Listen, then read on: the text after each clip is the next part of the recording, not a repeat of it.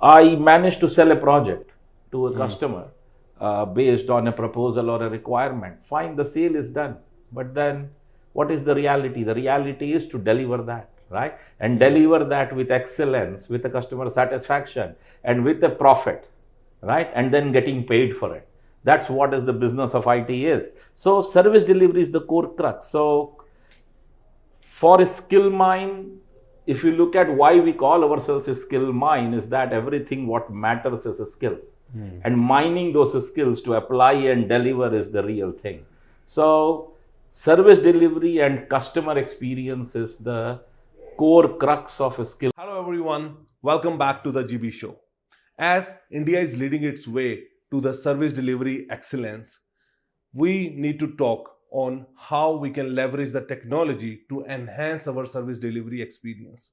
To have discussion on this particular topic, I have with me Anant Agarwal. He's having around 28 years of diverse experience in the diverse industries and currently holding the position of Managing Director at Skillmine Technologies.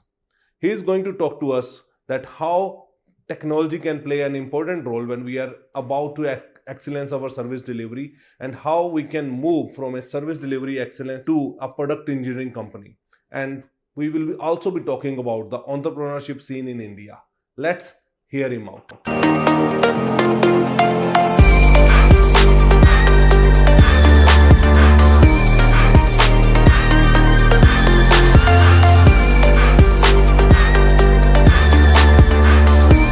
Hi Anant, welcome to the GB show. Thank you, Gaurav. Pleasure to be here. Pleasure is all mine. Thanks. I hope you find the place easily. Oh, lovely studio, and this is my first time, so excited as well as a bit nervous. Okay, amazing. We will see that this video gives an amazing outcome and you cherish these moments and have it as a memorable experience. So to take it from here, and I think for my audience, I just have introduced you, and as you have 30 plus years of experience in banking, finance, retail, healthcare and capital market, and I think 50% of your experience was on the other side of the table, and then you started entrepreneurship in 2011. So you have done a great work in service delivery and all. So tell me, how was the overall journey for last 30 years, what you have seen? Because when you started, the IT was not that booming in the India, but Yes. how's your experience have been, what you have seen in 30 years, from where the service delivery and how it is shaping up today? Maybe for my audience, let's know you better. Thank you. Thanks, Gaurav. That's very nostalgic. I mean, when I started, I think very early 90s, and I remember during my college days, we used to get teased by the other departments that what will you do studying computer science? There is no computers in India. And if you today see, it's the IT sector which drives the maximum foreign income, the maximum growth of so many industries. And if you talk about the UPIs and the whole thing, what's happening, it's actually the IT which is shaping the future of India. So having said that, I mean, I started graduation, post-graduation, didn't get any job, started doing menial IT jobs. And then it actually started booming very, very fast, almost quadrupling every year. Got few options and opportunities to go overseas, and that was the culmination, or I would say the catalytic point of the career. Went overseas because India was still very, very nascent in technology adoption. So as I went overseas, I started to learn the nuances of adopting IT, doing IT, learning IT, unlearning IT and relearning IT. Okay. Because the technology moves really fast. And that gave me all the principles, my nucleuses and my entire cell of the gray cells and the white cells of the technology domain. Worked in very challenging projects and customers and companies and geographies. So that that particular thing kept on making me more knowledgeable, experienced, and so it was international, global, have worked in various different geographies, whether it is Americas or Europe. I mean, those were the days when IT was demand, and I was with a very famous consulting organization, Gemini Consulting and Capgemini. So I got a lot of opportunities, but then again, being the lone son, parents, I came back to India, had fantastic career propositions in India, and then ultimately I am a techie is what I call, but I am a businessman techie. So I don't get overtaken by fancy toys of technology, but I rather make them relevant for business so that they deliver what is fit for purpose and what gives the right ROI to the businesses by using the technology. So that is my USP. So business techie. Oh, that is Absolutely. what I have taken from that word. And when this business techie we talk about have been a service delivery expert, I will call. So let's start for the layman whoever is watching this right now. You know, what is service delivery and what you have seen is required for service delivery excellence. Right. Can I take you a little bit, rewind the clock about... I'm all ready for the journey, right? For the service delivery aspect. If you talk about India as a country or a continent or a civilization, right? There are a few things, right? So we talk about Seva Paramo Dharma. What is Seva? Seva is service. We talk about Atithi Devo Bhava. So anybody who is a guest is treated like a god. Some of those intrinsic qualities of Indian civilization has really culminated into fantastic strengths of our IT services industry, which we call as. So today, if you look at the bellwether companies of the TCS and the Wipros and the Infosys of the world, they employ millions of not just Indians, but global citizens in India and outside India. And so the technology business, basically, if there is a bank, it needs a lot of IT to run its bank, or if there is a retail business, it needs a lot of technology to run its retail business. Somebody needs to ensure that that piece of technology is fresh, up and running all the time, and continuously adopting and improving. So in the service delivery, we typically talk about adaptive, corrective, preventive, and perfective. So you have to keep on evolving, because new technologies will come and the old technologies will go away. Not that new technologies has to be forcefully adopted, but there are significant advantages of how the economies and the geographies move. So the service delivery is the core functional nucleus of an IT. It's basically the rubber hitting the road. The whole keeping lights on is like the beating heart of technology, right? So it always has to be keeping beating heart. That means, if, for example, I just give an example. So you enter your house and you flip a switch and the light comes up, right? Or you open the tap and the water comes out. Just imagine that your mobile phone has stopped receiving emails, or you stop receiving phone calls, or you go to a system and you want to make a payment and you are not able to make a payment. So it's always on, minds on, hands on. That is what is the whole crux of the service. Now, if you think about that there are various different technology systems, what we call as pieces of servers and networks and softwares. There has to be teams which has to ensure that this is always working, right? Yeah. And keeping that alive, ticking, nerving, working is what is called service delivery. Okay. As a human being, we are not just satisfied about it keep on ticking. It needs to be better. It needs to be faster. It needs to improve. It needs to be cheaper. It needs to be much more better experience.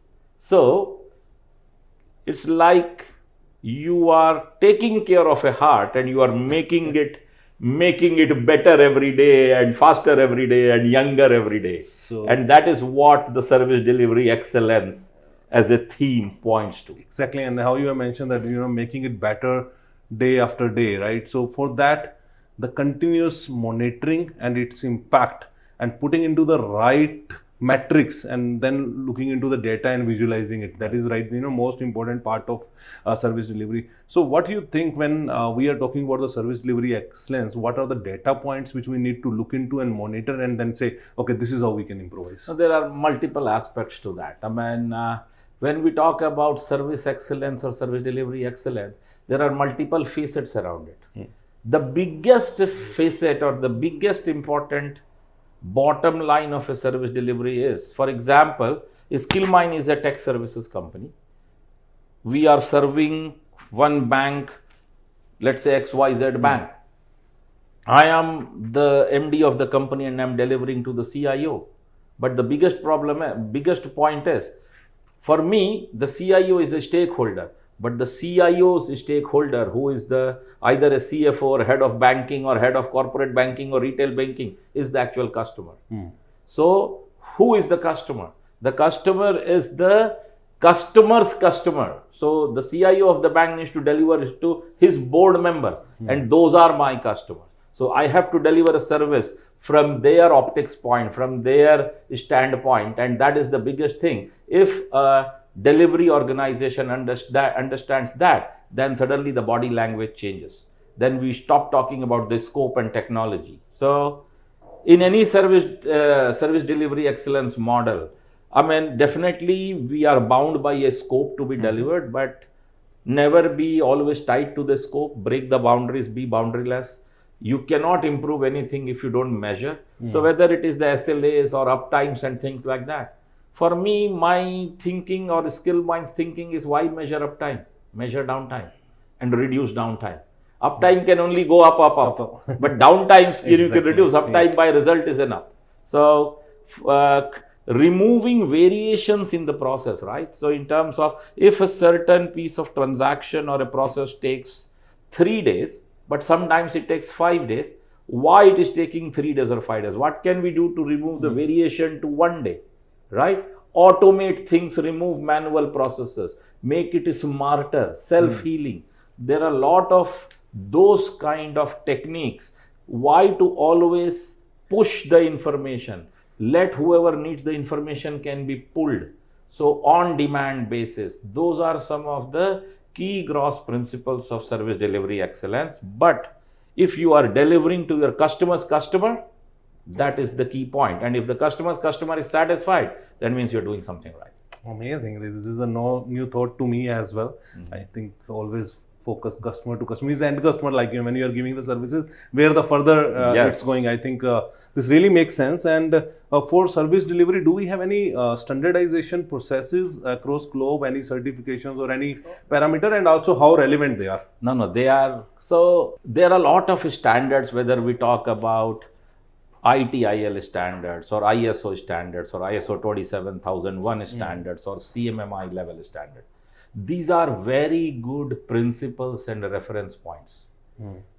Certifications are relevant. It's like our old scientists used to be real scientists, but some of them today are a bit of the paper-based thing, right? So as long as you have the right crux of the metal of the knowledge and your application to it is rightfully done, for me, certifications doesn't matter. Okay. But certifications are a good way to evaluate oneself whether it has got the right subject matter and it has been tested out that way.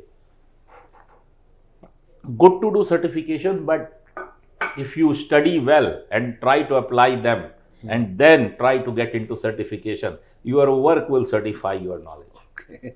And what's the Skillmine's approach towards service delivery? How you ensure that you are providing the excellence? And maybe also for my audience, you can tell that what exactly you do more about your organization. Right. Thanks for that small detour.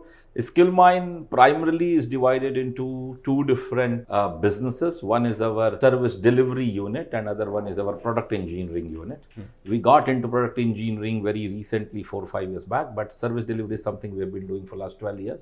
So in the IT services delivery, all the three verticals, whether it is the baselines of cloud and infrastructure or cyber security or digital, we do all of that. We have close to 500 plus people capability on each one of these three verticals.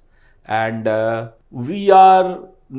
for me, you think about it, right? So I managed to sell a project to a customer based on a proposal or a requirement. Fine, the sale is done.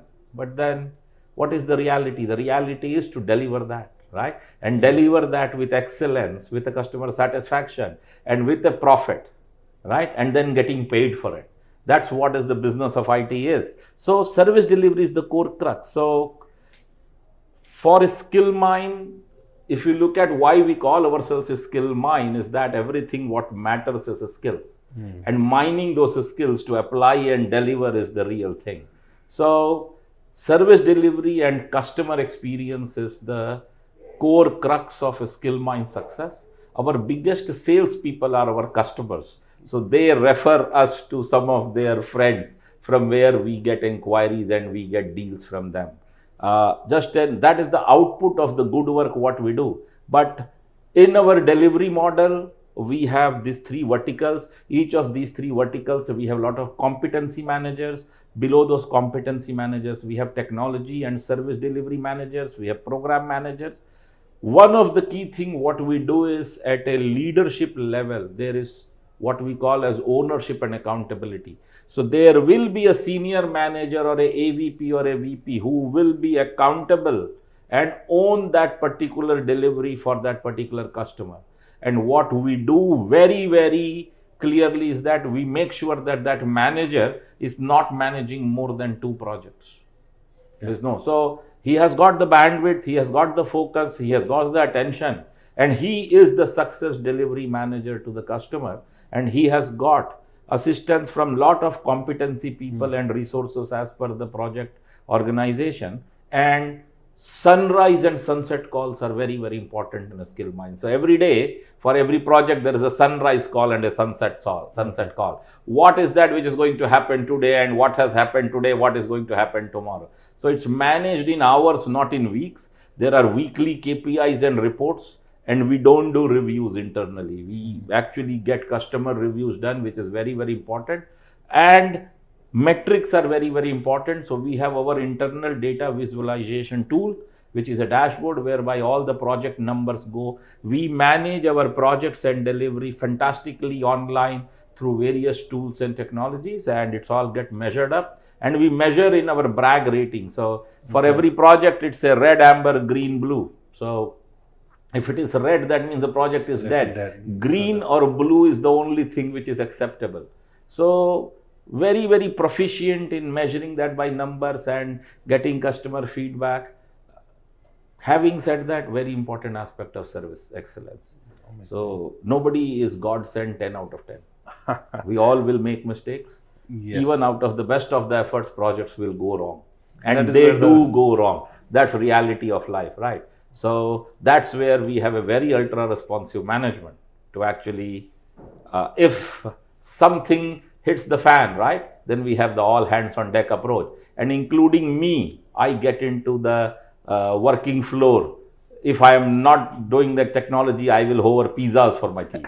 But I'll ensure that we work overnight, 2 days, 3 days, until the problem is fixed. Yes, and if there are no failures or the project will not go wrong, how we are going to sell risk management? That is where the corrective and risk. The other aspect of Gaurav is failures are the biggest teachers, right? So if you fail, that's where you learn. Yeah. So, but I in your conversation, I found this interesting line which you mentioned that for 12 years you were doing service delivery excellence, and now you are moving to product engineering, right? So why that step? And do you think that service delivery future is going to be vanished, or is there any other strategic plan you have for product engineering? No, what's your thoughts on that part? So we are an accidental product engineering company, I would say, and thanks to the COVID wave, we didn't had any job to do during 2020. I mean, our services deliveries were happening, but the management team had nothing to do. So one fine day, sometime in April, we sat down and we said that let's develop some products. And we started going down to the product journey. We were very bad. This is something which we started doing for the first time. But I want to bring this thing to the to you and all the audience as well. You look at the technology, everything getting automated, machine learning, AI, ML and all that. The cloud has made the availability of IT infrastructure very, very insignificant.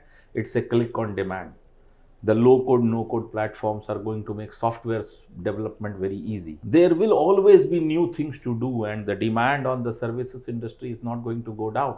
But I get a little positive, angry inside if I look at my own country, India, whereby we are the largest consumer of data, we are probably the largest population using mobile phones and the largest laptop users, but how come we don't have a single brand of a laptop or a mobile or a networking gear or something which is make in India, made in India, made by India with the desi thappa on it? So it makes me a little sad as Indian. We have so many techies.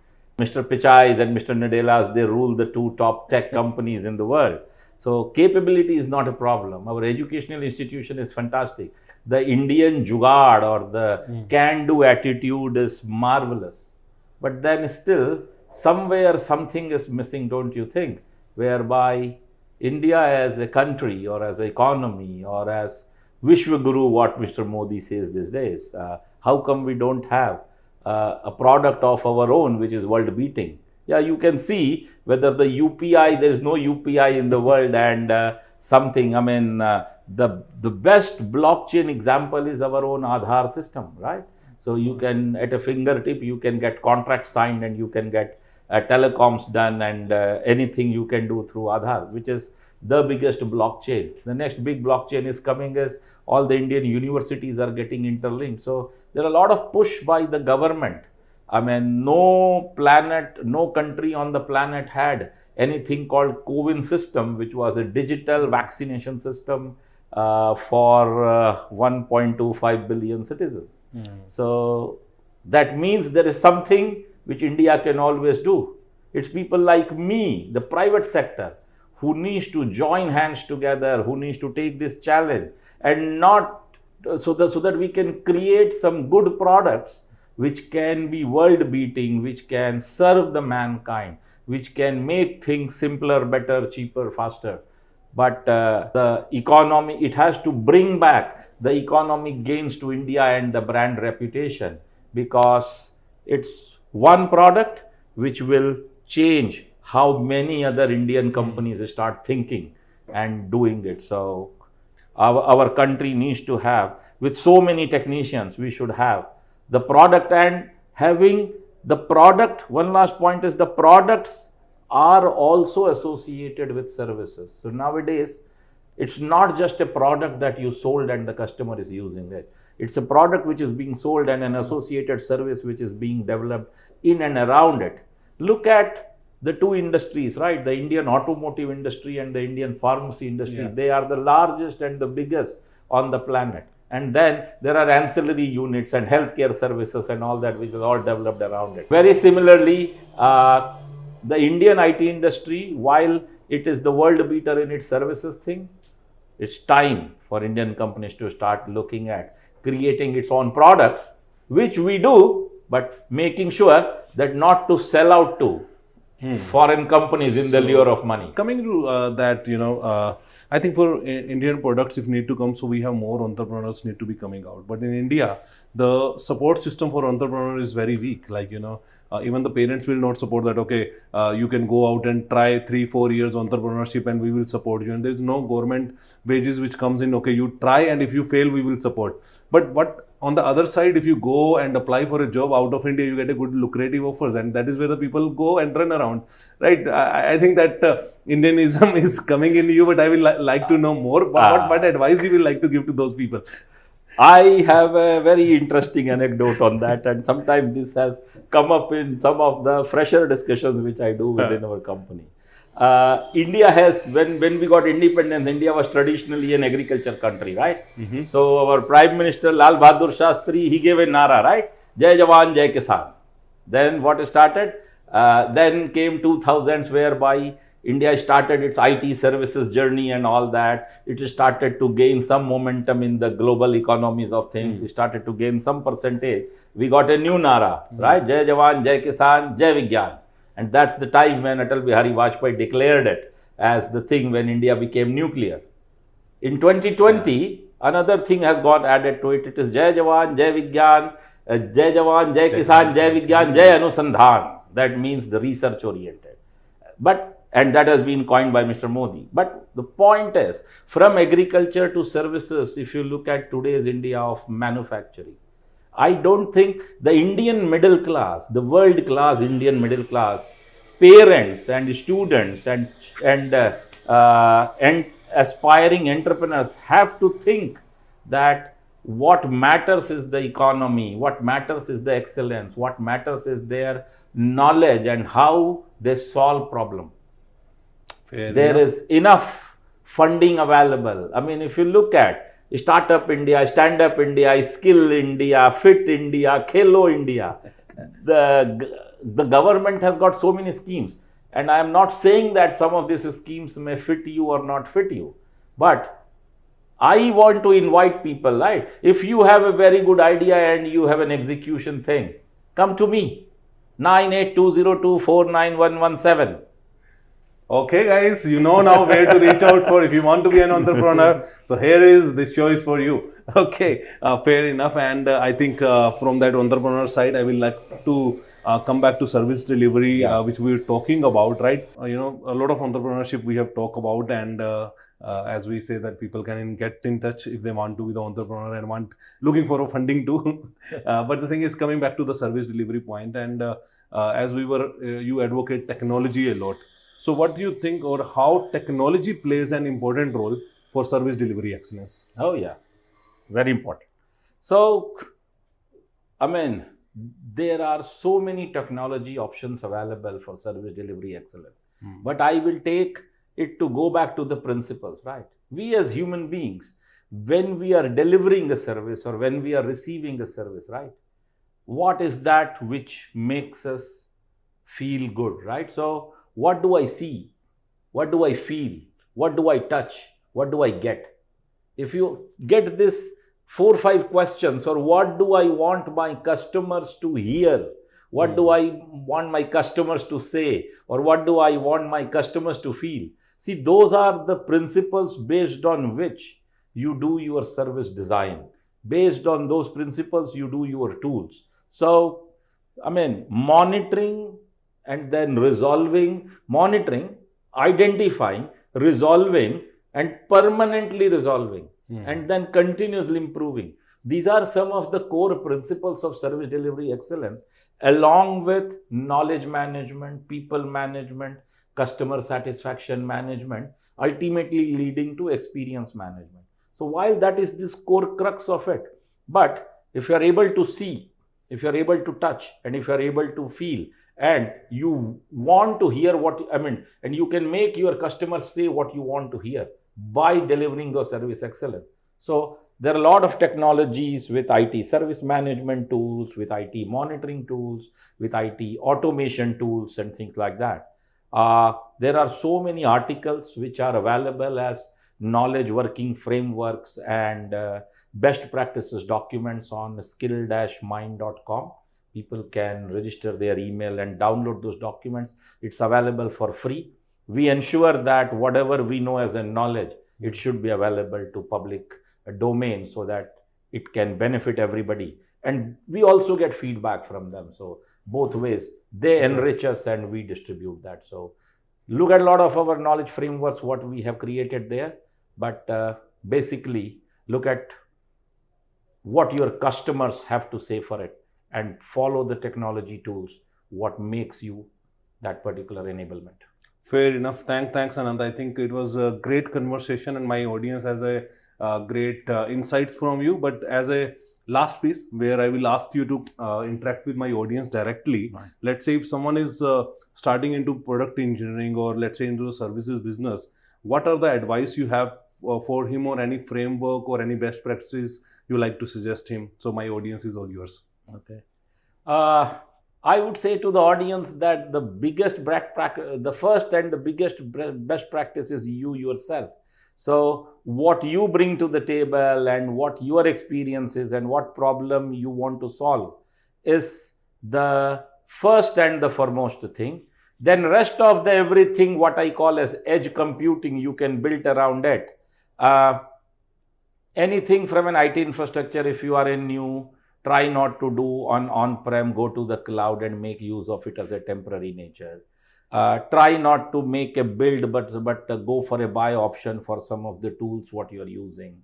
Look at working a lot of things on the services side and always be on the pull side. All I'm trying to say to you is focus on the core crux of things rather than getting sidelined by some of the administrative layers of things. So be very, very selfish about your product or your service. And because you have to be a subject matter expertise onto that. Otherwise, partner with people who complement you. But around the best practices and tools and technologies, it's very vast and specifics has to be done, whether how do you architecture or how do you design. I'm sure if you are a subject matter of your core domain, rest of the things you can pick it up yourself. And there are a lot of resources available, whether it is ChatGPT or Google's these days. They have the ready answers for you and your industry experts. I can be one of them as well. Thank you very much. Awesome. It's great having you as part of the show. And as a last ritual, I'll have something for you where I'll say thank you for being on the GB show. Thank you very much, Gaurav. It was lovely. And I did learn few things too in terms of how some of these questions can put you off the table, but I think I survived. Thank you so much. I'll see you next Thursday, 6 p.m. Till then, be safe. Take care. Bye.